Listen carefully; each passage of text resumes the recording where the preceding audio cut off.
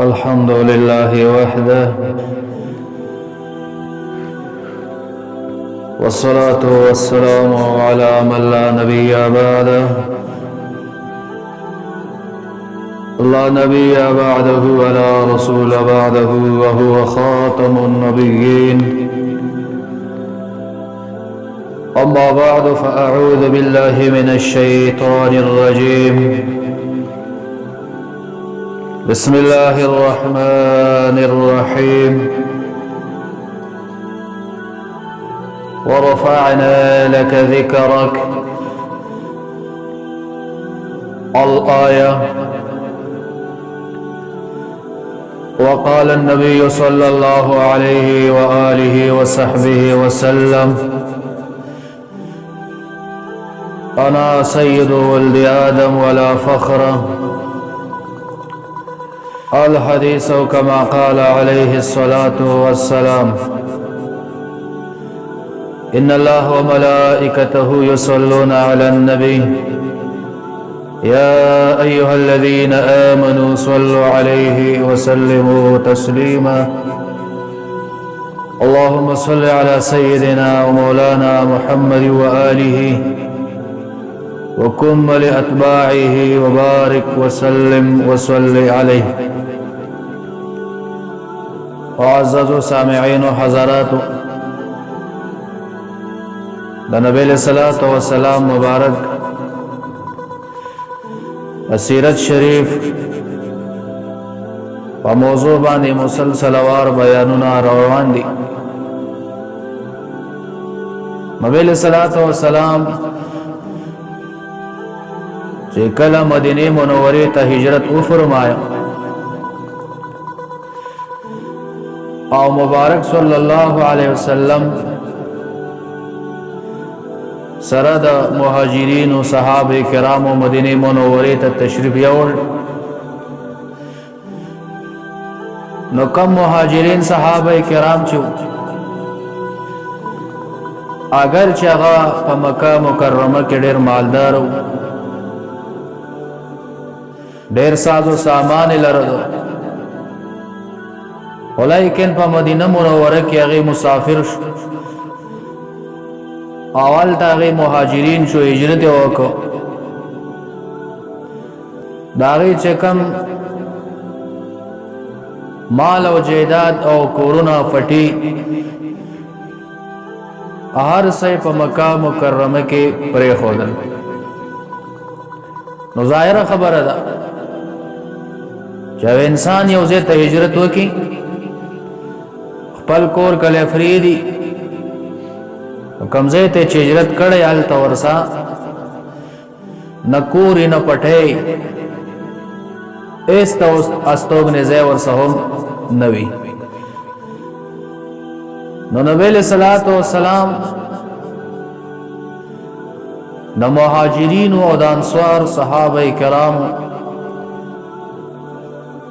و مابین کې یو ورورولي او یو رشتہ قائم کړه چې دغه کې تاریخ کې وکتل شي. نو دغه ورورولۍ ته مواخات مدینه ویل کېږي. مواخات ویل کېږي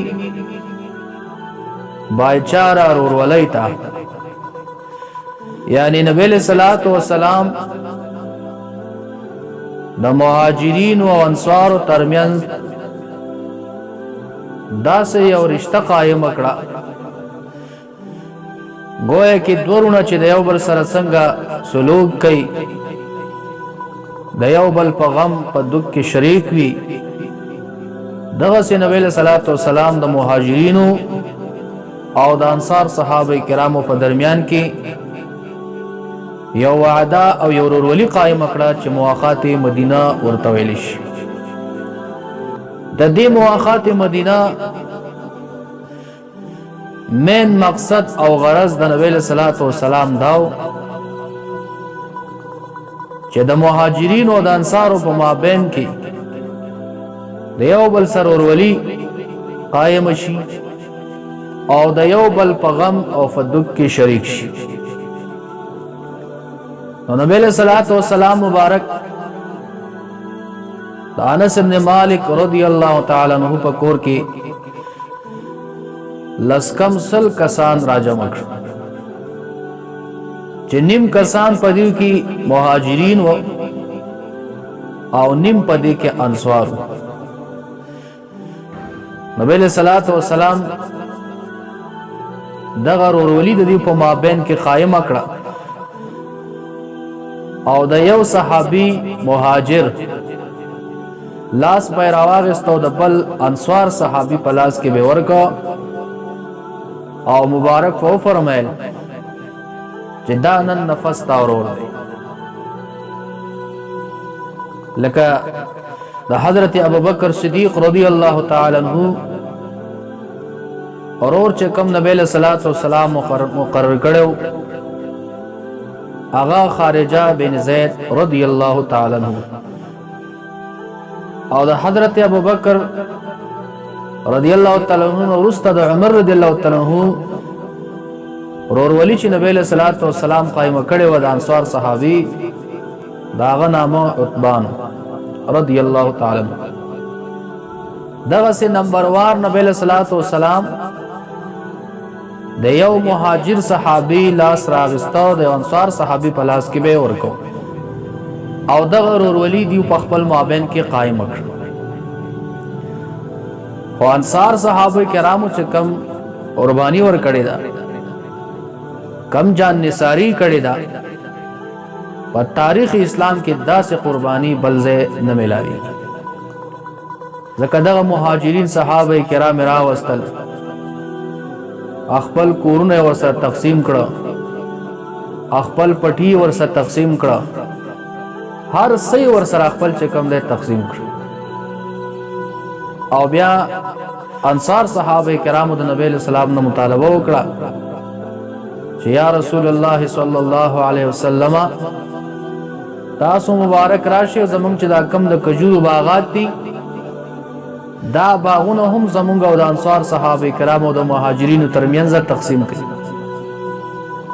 نبی له صلوات و سلام مبارک او فرمایلا دا کم قربانی چې ورکړه دا کورونه مورسه تقسیم کړ او ولی مورسه قائم کړم دغه پورا دا کم چې د کجورو باغونه دي هغه تاسو سره زنشم تقسیمول دي په مابین کې. انصار صحابه کرام بیا درخواست کړ یا رسول الله که زمونږ دا باغونه نشي تقسیمول دا مناسب نه غنئ. د دې مهاجر صحابه کرام ته دا فرمایي چې موږ سره به پټو کې کارونه کوي نو دیو به زمونږ سره به کار کرونده کې شریک شي نو پیداوار به هم زمونږه او د مهاجر صحابه کرامو په مابین کې شریک وګرځي. نبی له صلوات و سلام مبارک ته دغه خوخه کړه وې د سیدا دیو به تاسو سره پیداوار شریک وګرځي خو په دې شرط باندې چې دیو به تاسو سره کرونده کې کار کوي. دا سي خدا نو دغه صحابه کرام او انصارو مهاجرین صحابه کرام د ځان سره په دغه کې شریک وګرځول پیداوار بیا شریک شي او دغه اتفاق او اتحاد او د شرکت دومره لویه فائدہ رااله چې کار کرونده دیو په شریکه باندې شروع کړله.